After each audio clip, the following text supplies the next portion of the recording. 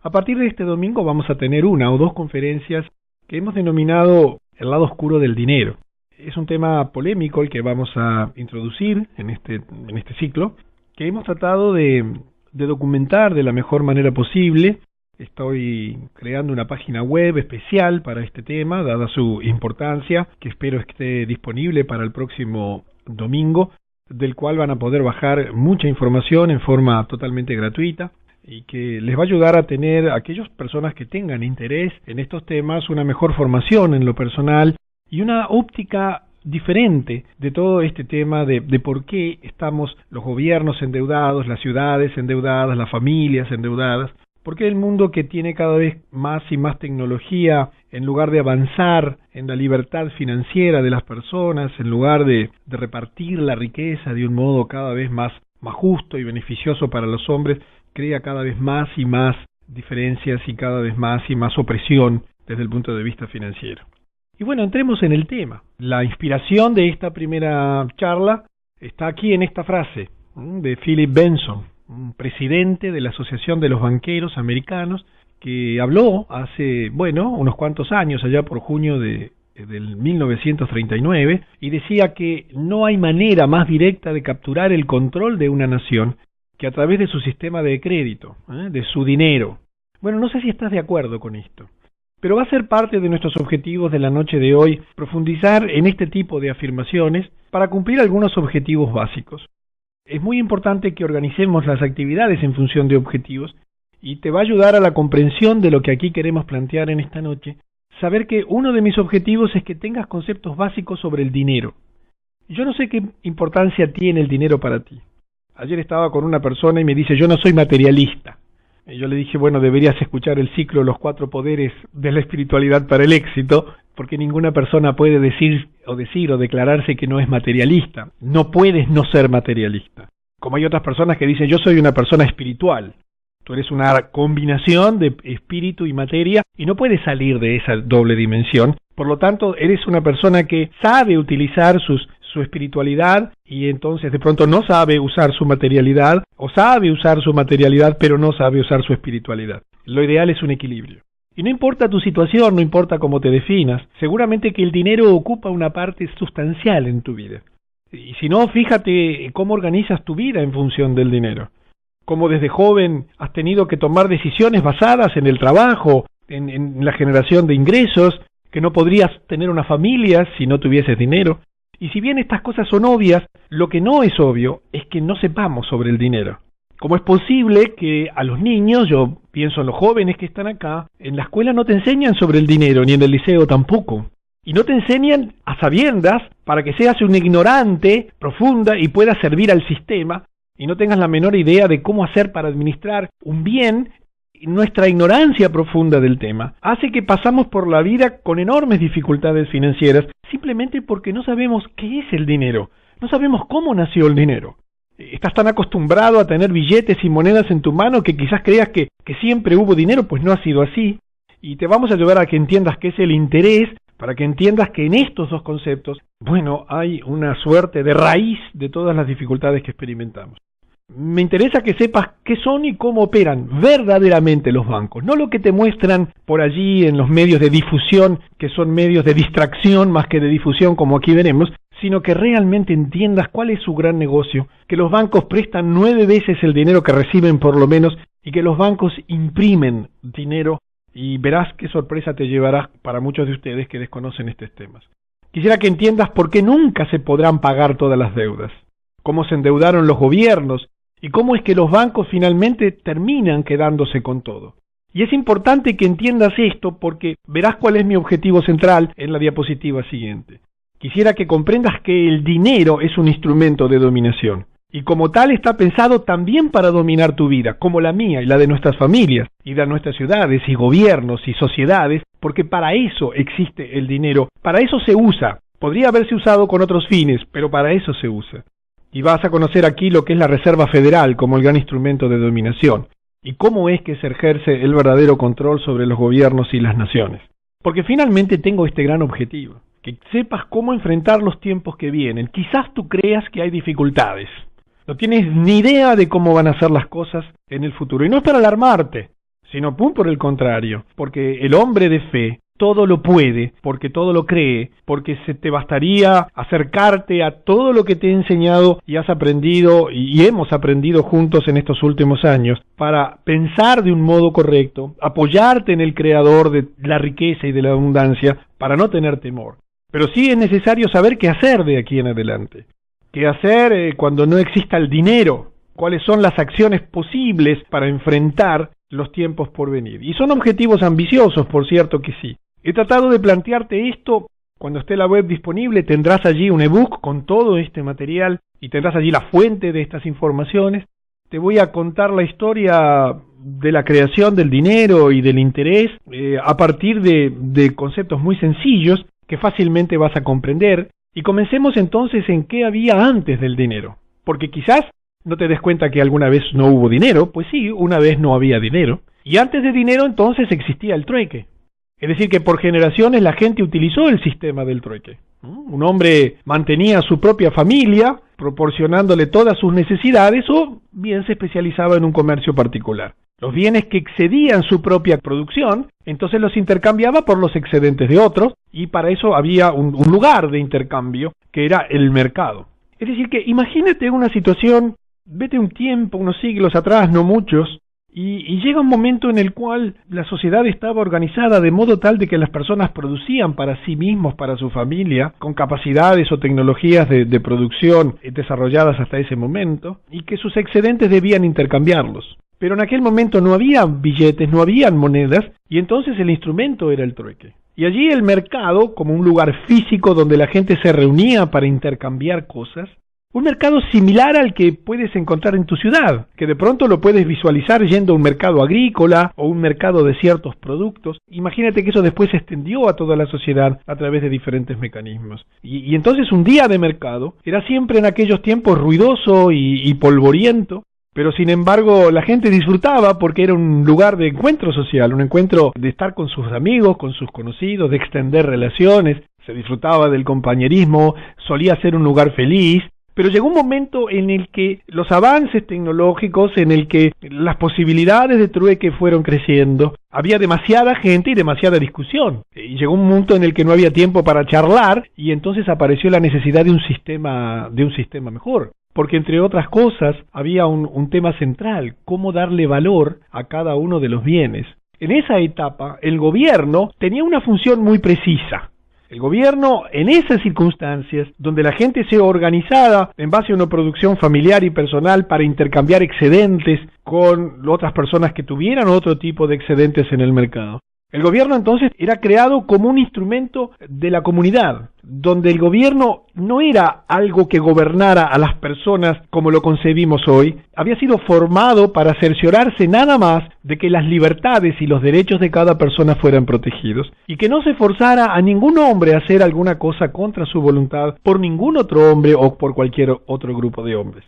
Ese era el único propósito del gobierno, y cada gobernador era apoyado voluntariamente por la comunidad local que lo eligió. Tenía claramente definidas sus funciones, estaba al servicio de la comunidad y había sido creado estrictamente con ese propósito.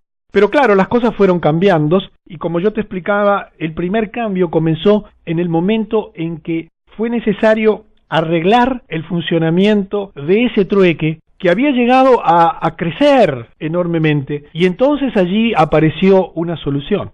Y la solución fue justamente el dinero.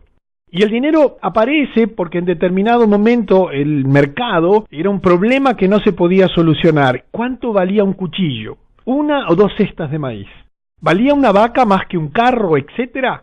Bueno, a ninguno se le ocurría un sistema mejor que el que planteó algún orfebre en el comienzo allí de los tiempos del dinero, y se le ocurrió una solución que pareció absolutamente extraordinaria y que lo era en sí misma, y él dijo: tengo la solución a nuestros problemas del trueque e invito a todos a una reunión pública mañana. Yo quiero que te visualices en este momento en esa situación, que tú te encontrabas cada vez con más dificultades para cambiar tus productos, tus excedentes, que eso no se necesitaban en el plano familiar, para cambiarlos por otros. Porque la producción había crecido, porque la cantidad de personas habían crecido y porque ya se necesitaba instrumentos matemáticos que permitieran la correcta valoración o por lo menos el equilibrio de intereses entre unidades productivas tan opuestas y tan diferentes. ¿Qué ocurrió en ese momento? Bueno, había que establecer un sistema y a este orfebre se le ocurrió lo siguiente. Bueno, yo uso oro, decía él, lo uso en ornamentos y en joyerías, es un metal excelente, no se deslustra ni se enmohece y durará muchos años. Lo que voy a hacer es fundir un poquito de mi oro en monedas y llamaremos a cada moneda $1. Imagínate la historia que comenzó de ese modo. Él explicó cómo trabajarían los valores y que ese dinero, entre comillas, sería un medio de pago inteligente para el intercambio, un sistema mucho mejor que el trueque. ¿Por qué? Porque se podía entonces valorizar las cosas y decir, bueno, esto vale una moneda, aquello vale 2, y entonces de ese modo fácilmente podríamos intercambiar nuestros productos y facilitar así el trueque. En estos términos la solución parecía no solamente inteligente, sino sencilla, pero claro, inmediatamente a algunos se le ocurrió preguntar, especialmente los gobernadores, porque recuerda que los gobernadores tenían como función solamente evitar que hubiese abuso sobre las otras personas, y alguno preguntó, bueno, pero algunas personas podrían encontrar oro y hacer las monedas para sí mismos. Eso, dijo, sería de lo más injusto, pero claro, el orfebre tenía preparada una respuesta. Dijo, hagamos lo siguiente, solamente las monedas aprobadas por el gobierno pueden ser utilizadas, solamente, y estas tendrán una marca especial estampada en ellas, de modo de evitar esa posible duplicación de las monedas. Y así entonces fue que nació el dinero. Pero sucedió un segundo problema, ¿cómo repartir las monedas a fabricarse? Porque era un momento en el cual comenzaba la acuñación de las monedas y la instrumentación del dinero. Entonces, bueno, comenzaron inmediatamente las discusiones, yo merezco más porque mi producto tiene un mayor valor, y bueno, pero sin mi producto no pueden funcionar, y es absolutamente necesario, y comenzó una discusión respecto al derecho que cada uno tenía de repartir las monedas. Entonces, en función de eso, él dijo, bueno, mira, vamos a hacer lo siguiente. ¿Cómo repartimos las monedas? Bueno, de una manera muy sencilla. Dado que ninguno de ustedes puede llegar a un acuerdo, entonces yo sugiero que cada uno obtenga la cantidad que requiera de mí, en función de lo que cree que son sus derechos y sus posibilidades. No habrá límite, a excepción de su capacidad de devolverlas. Cuanto más dinero cada uno obtiene, más debe devolver al final del año, y se tomó ese periodo de tiempo como una cantidad razonable para comenzar la asignación y la distribución de esa primera acuñación de monedas, de esa primera disponibilidad de recursos. Pero claro, allí empezó un tema central, y era cuánto devolveríamos a fin del periodo, porque hubo una pregunta obvia que inmediatamente se le preguntó al orfebre. ¿Qué pago recibiría el orfebre por una idea tan extraordinaria? Imagínate en esa situación, tú acostumbrado al trueque y que de un día para otro te dieran la solución a tus problemas, que a partir de ahora ya no irías al mercado a discutir cuánto valía tu cuchillo en relación a los huevos que podrían haber allí transándose en el mercado, sino que estaría todo equilibrado en base a las monedas y cada uno habría pedido una cantidad inicial de monedas razonable para sus necesidades y que podría volver a pedir al orfebre. Pero claro, ¿por qué el orfebre haría ese trabajo?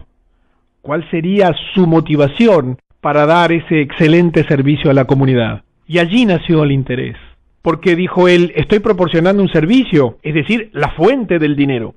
Eso me da el derecho al pago por mi trabajo. Entonces hagamos lo siguiente, digamos que por cada 100 monedas que ustedes reciben, me devuelven 105 en cada año, y esos 5 serán mi pago, y llamaré a este pago el interés.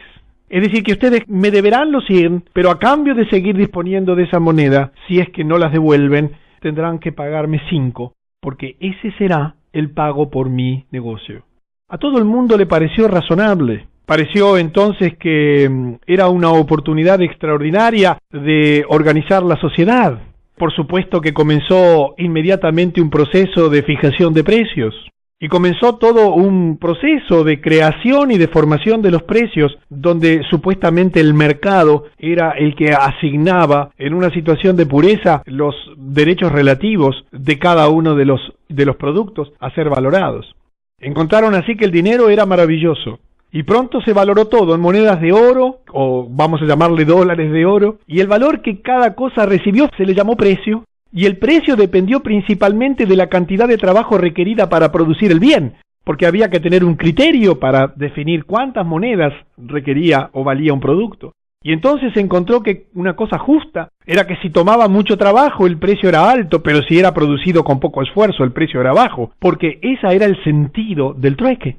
Hasta ese entonces el trueque había funcionado en base a los intereses relativos en la valoración de lo que costaba producir un bien, puesto que había bienes escasos y bienes más abundantes. Y entonces se consideró razonable valorar el precio de los productos en base al trabajo. Y las cosas funcionaban de una manera extraordinaria. Ese primer año fue un año maravilloso para todos, pero habían pasado algún detalle por alto. La perversión del sistema planteado, que estaba en la esencia misma del interés del orfebre. Y así nacieron los primeros problemas, las refinanciaciones y las hipotecas. Porque el problema central que tenía el sistema, y es el primer tema que yo quiero que tú trates de entender con exactitud en el día de hoy. El problema central que tenía esta situación era el hecho simple de que al fin de año, cuando se visitó a toda la gente que debía monedas para ver cuántas iban a devolver o si necesitaban la misma cantidad o cuántas más, algunos tenían más de lo que pidieron prestado. Pero esto significaba que otros tenían menos, puesto que simplemente había un cierto número de monedas distribuidas inicialmente. Por lo tanto, si uno tenía más es porque otro tenía menos. Los que tenían más de los que pidieron prestado, devolvieron lo prestado más 5 adicionales de cada 100, puesto que los tenían. Pero de todos modos, luego de devolver sus monedas, tuvieron que pedir prestado nuevamente para poder continuar. Repasemos este concepto porque es central. Cuando llega al final del periodo, si se hubieran emitido 100 monedas, no había 105, habían 100. Pero claro, en el juego del trueque y de los cambios y de la interconexión entre las personas y del mercado que formaba precios, de las capacidades de producciones individuales y relativas, que a algunos se enfermaron, a otros se le moría el familiar que había podido producir más, en ese juego había un cierto problema. Unos al final del periodo tendrían más monedas y otros menos. Aquellos que tenían más de 100 con facilidad podían devolver los 5, pero aquellos que tenían menos de 100, para poder devolver los 5, tenían que quedarse con menos monedas. ¿Y qué ocurrió? Nadie advirtió un detalle central. Algunos descubrieron por primera vez que tenían una deuda. Pero antes de prestarle más dinero, el orfebre, al cual definiremos como Fabián, tomó una hipoteca sobre algunos de sus activos y como había que volverle a prestar, entonces cada uno salió una vez más a intentar conseguir esas 5 monedas extra que siempre parecían tan difíciles de encontrar. Y allí comienzan los primeros endeudamientos y las primeras refinanciaciones y hipotecas, cuando no podían devolverlas o pagar los intereses, porque las monedas ya se habían transformado en algo absolutamente imprescindible para comerciar. Pero como habían 100, era un juego cerrado. Pero acá viene el tema central que yo te quiero destacar, y que explica por qué no se pueden pagar todas las deudas. Nadie se dio cuenta que en el conjunto el país nunca podría saldar de su deuda hasta que todas las monedas fueran devueltas. Nadie se dio cuenta de eso. Siempre habría deudas porque el origen del dinero es un origen ficticio. Se crea una riqueza inexistente para darle valor a una riqueza preexistente. El verdadero valor no era la moneda. El verdadero valor no era lo que se acuñaba, sino los bienes que ésta justipreciaba, a los cuales se les asignaba precio y que justificaban la circulación de las monedas. Nadie se dio cuenta que en el conjunto el país nunca podría salir de su deuda hasta que todas las monedas fueran devueltas, pero aunque se devolvieran todas las monedas, las 100 iniciales, estaban siempre esos 5 adicionales en cada 100, nunca habían sido puestos en circulación. Esta es la raíz del sistema, el origen de todos los males. El interés implica repartir un dinero que nunca fue creado, porque el interés solo existe por sobre el dinero que te prestan. Y cuando te dan un dinero, supongamos que en la primer origen eran 100, y se piden 5 monedas adicionales de interés, esas monedas no existen, nunca fueron creadas. Nadie más que el fabricante de las monedas podía ver que era imposible pagar el interés. El dinero adicional nunca había sido puesto en circulación, por lo tanto a alguien siempre le faltaba. Pero claro, él tenía una visión desde arriba de este problema. Él podía ver la situación en su conjunto. Él sabía de antemano que había creado un juego extremadamente perverso, donde las personas iban a comenzar a partir de ese momento a intentar lo imposible, pagar algo que no existía. Y allí comenzó a elaborar la idea del dinero como un instrumento de dominación. Pero vamos a seguir la historia. ¿Era verdad que el fabricante de las monedas gastaba algunas monedas? Claro que sí. Pero él por sí mismo era su servicio con lo cual vivía. No podía gastar tanto como el 5% de la economía total del país, porque recuerda que él acumulaba el 5% de cada actividad y de cada persona. Había millares de personas, y el fabricante de monedas era solamente uno. Por otro lado, él seguía siendo un orfebre, viviendo una vida confortable. No pierdas de vista estos detalles, porque tienen mucha relación con lo que va a ocurrir y con lo que está ocurriendo actualmente.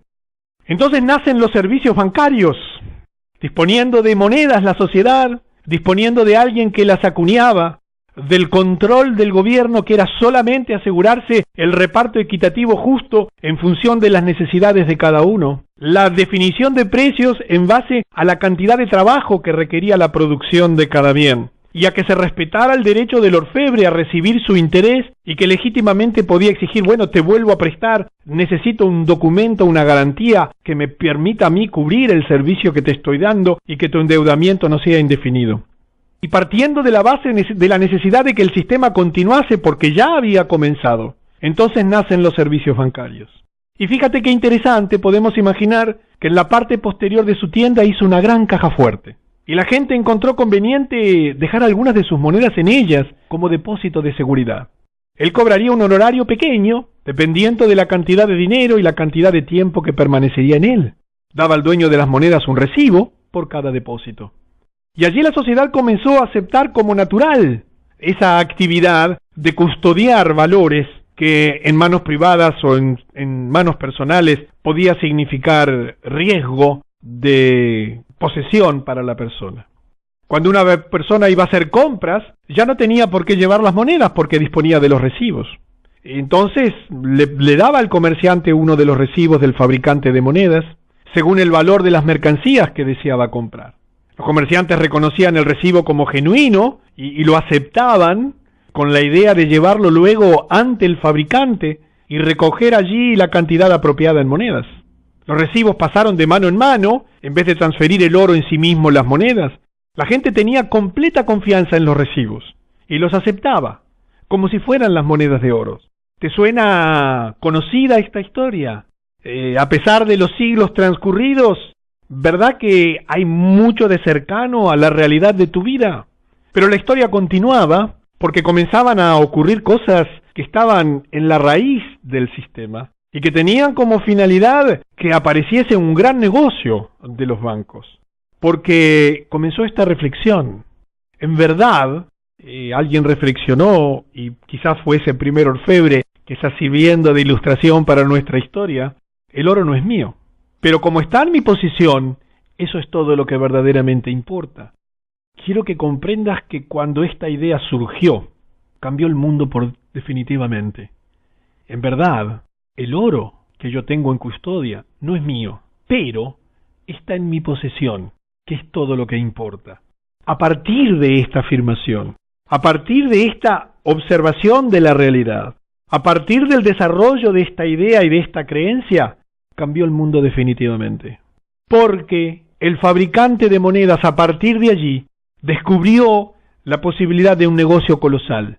Notó que era bastante raro encontrar que alguna persona le pidiera realmente sus monedas de oro. Él pensó, aquí estoy en posesión de todo este oro, de todas estas monedas, y sigo teniendo que trabajar duro como artesano. No tiene sentido. Hay docenas de personas que estarían contentas de pagarme el interés por el uso de este oro, que está depositado aquí y que sus dueños raramente reclaman. Un razonamiento sencillo, claro, definitivo, que no admitía mucha discusión.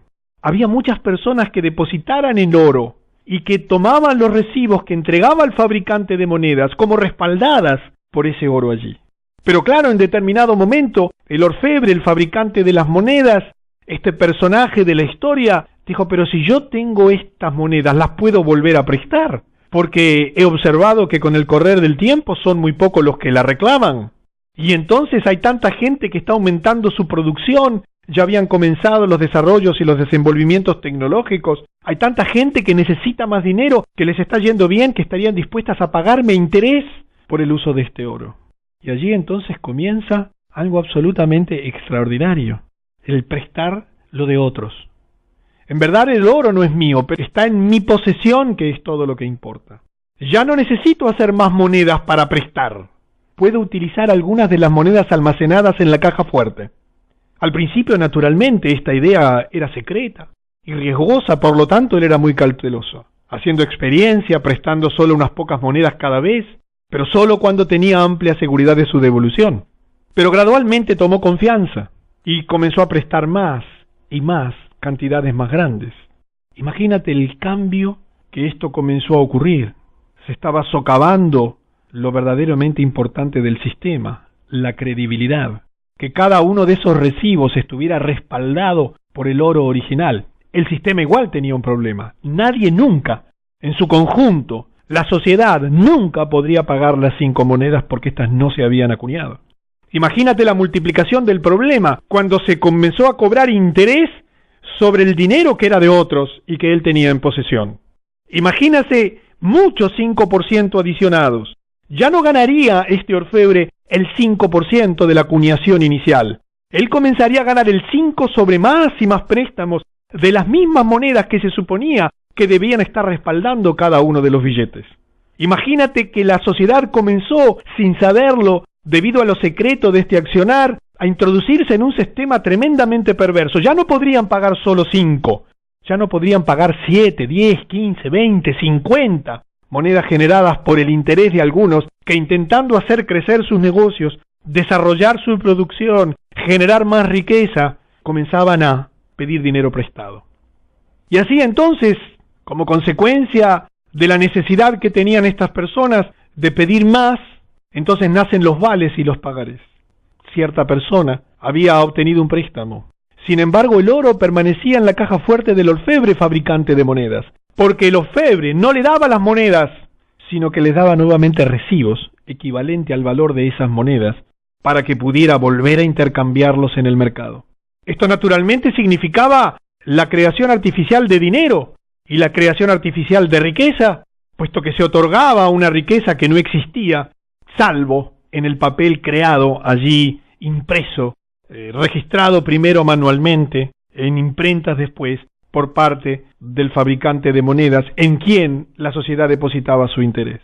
Un día, un préstamo muy grande fue solicitado. El fabricante de monedas sugirió: mira, en vez de llevar todas estas monedas, podemos hacer un depósito en su nombre y le daré varios recibos equivalentes al valor de las monedas. El prestatario convino y se fue con un manojo de recibos. Allí se instrumenta lo que te acabo de comentar.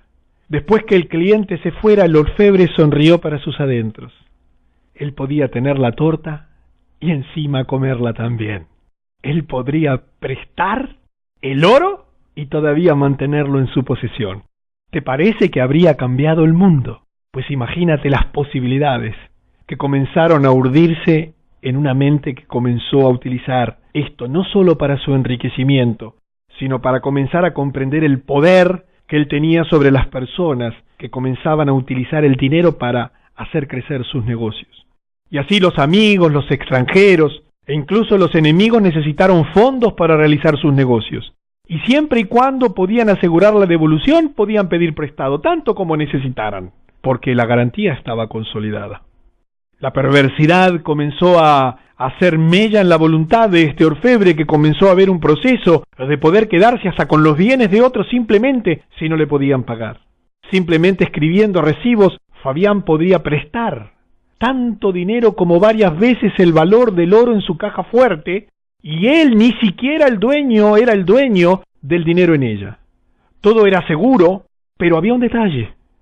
Todo era seguro siempre y cuando los dueños verdaderos no pidieran su oro y la confianza de la gente fuera mantenida. De modo que aquí debes entender que aparece una gran base del sistema: la credibilidad, la necesidad de crear y armar todo un sistema por el cual los verdaderos dueños de las monedas no fueran a pedir su oro, porque el día que eso ocurriese, el orfebre simplemente quebraría, porque no habían tantas monedas como él había prestado. Te vuelvo a repetir la idea porque es el centro y la madre de todos nuestros problemas. Todo el sistema estaba basado en que no se le fuera a pedir al orfebre todas las monedas que él había emitido, más las que no había emitido, bajo la forma de recibos, basados en prestar lo que no era de él. La situación del orfebre fue desde ese momento una situación de quiebra absoluta. Nunca tuvo un dinero real. Siempre fue una gran mentira y una gran falsedad. Pero además, se necesitaba comenzar a crear las bases de un sistema que estuviera basado en la credibilidad, porque bastase que hubiese dudas sobre el orfebre para que una persona le contase a la otra y rápidamente hubiese una corrida en busca de las monedas. Y allí el orfebre quebraría, pero quebraría también la sociedad, porque habría un redistribuir de riqueza absolutamente violenta, donde algunos se empobrecerían de la noche a la mañana y otros se enriquecerían como consecuencia de un juego artero, basado en la creación de una riqueza inexistente. Nunca los recibos fueron riqueza real, sino riqueza absolutamente inventada. Pero claro, los orfebres de otras ciudades se hicieron curiosos sobre sus actividades y un día lo llamaron para verlo. Él les dijo exactamente qué era lo que hacía, pero tuvo mucho cuidado en remarcar la necesidad de mantener el secreto. Y si su plan fuera expuesto, el esquema fallaría. Así que acordaron formar su propia alianza secreta, y allí nació la sociedad de los banqueros y de los bancos, completamente dominadores de esta idea central por la cual estaban creando una riqueza absolutamente falsa, no solamente imponiéndole a las sociedades una carga imposible, pagar un interés que nunca se había creado, acuñado, sino lo que es peor, represtando un dinero que nunca habían acuñado. Y claro que esto debía ser secreto, y claro que esto debía ser oculto, y claro que esto fue llevado como una idea extraordinaria por orfebres a otras ciudades y sociedades para continuar el ciclo. Por eso, ¿recuerdas la primera de las diapositivas que tuvimos en la noche de hoy? Te la voy a recordar. Decía Philip Benson, presidente de la Asociación de los Banqueros Americanos de julio de 1839. No hay manera más directa de capturar control de una nación que a través de su sistema de crédito, de su dinero. No sé cuando yo te leí esto al principio si estabas de acuerdo, pero si esta historia fue real, o si tiene algún viso de realidad, y cuando termine el ciclo de conferencias creo que tendrás una comprensión mucho mayor, pero esta afirmación es tremenda. ¿Y qué me dices de esta? De Reginald McKenna, presidente del Banco de Midland en Londres. Estoy asustado, ya que a los ciudadanos ordinarios no les gustará saber que los bancos pueden crear y destruir dinero a su gusto, y que los bancos controlan el crédito de la nación, dirigen la política de los gobiernos y tienen en sus manos el destino de la gente. Recuerda los objetivos. ¿Entiendes ahora por qué nunca se podrán pagar todas las deudas por parte de una sociedad, de un gobierno, de una ciudad y de la mayor parte de las familias que tienen? Bueno, vamos a hablar la próxima vez de cómo se endeudaron los gobiernos, cómo es que llegó esa situación en la que un gobierno, que era nada más que una entidad elegida por la comunidad para cubrir aspectos éticos y morales, termina endeudándose cuando no tenía ni siquiera bienes ni actividades que generaran gastos. Te enterarás de cómo los bancos se quedaron con todo, y se están quedando con todo. Quisiera que entiendas cómo todo esto es un instrumento de dominación, y que la Reserva Federal es el gran instrumento de dominación, y que el verdadero control sobre los gobiernos y las naciones, para que entiendas cuál es el verdadero. Pero recuerda que lo que más quiero es que sepas cómo enfrentar los tiempos que vienen, para que a partir de estos conocimientos sepas tomar decisiones. Por ejemplo, ¿en qué banco podría tener yo mi dinero? Y obviamente en el banco de la sociedad secreta. Obviamente, en alguno de los bancos. ¿Te suena el nombre Chase Manhattan Bank? Citibank? Rothschild? ¿Te suena? Deutsche Bank? Pon tu dinero allí. Nunca tendrás problemas. Pero no solamente para advertirte sobre eso, sino para que sepas qué hacer. En términos de liquidez, de activos, de deudas, de manejar inversiones, de qué valores tener, cuando tú comprendas la esencia del sistema. Y de eso vamos a hablar la próxima semana, donde vamos a continuar con esta historia que nos va a llegar hasta nuestros días. Y allí en la segunda parte hablaremos cómo los bancos prestan 9 o más veces lo que reciben, ¿Cómo se oculta el fraude naciendo la economía financiera y la credibilidad? ¿Por qué los precios suben y suben y suben en todas las sociedades? ¿Cómo es que los gobiernos comienzan a endeudarse? Y te voy a contar del gran instrumento de dominio, la Reserva Central de Dinero. Quizás, y te hago un anticipo, quizás, tú creas que la Reserva Federal pertenece al gobierno de los Estados Unidos. Algunos de ustedes sé que ya saben que no es así. Pero la Reserva Federal pertenece a esa sociedad secreta de los bancos. Es una institución privada que cuando te dice que le ha prestado 80 o 100 mil o 300 mil millones de dólares para inyectar en la sociedad y fomentar no sé qué, es simplemente porque en la noche anterior pusieron a trabajar la imprenta a todo lo que da. Nada más que por eso. Son nada más que recibos idénticos a los del orfebre de nuestros primeros tiempos, absolutamente carentes de valor, absolutamente depreciados, sin ninguna relación con la riqueza real, porque nos hemos olvidado de la riqueza real. La finalidad de este ciclo es despertar tu conciencia. No es para asustarte, es por el contrario, para estimularte, para darte una oportunidad, para que estés tranquila, para que sepas entender muchas de las cosas que pasan, para que cuando te leas titulares, cuando la bolsa suba o baja, te mantengas tranquilo. Cuando haya inflación o deflación, te mantengas tranquilo y calmo, simplemente porque tendrás una mayor conciencia e información. Yo te vuelvo a aclarar lo que te dije al comienzo. El tema es polémico. El tema es polémico y seguramente habrán muchas ideas sobre este tema.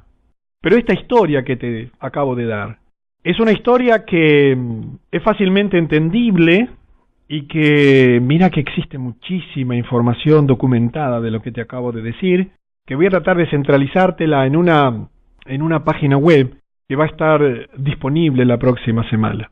En definitiva, una de las maravillas de la globalización es que nos permite defendernos de una manera extraordinaria, que nos permite que la información fluya. Ya las sociedades secretas no pueden permanecer secretas, ocultando lo evidente. Pero también la globalización es un riesgo, porque puede avasallar tu cultura. Y si estás dormido, o si estás dormida, y si no te das cuenta lo que pasa, bueno, puedes ser avasallado.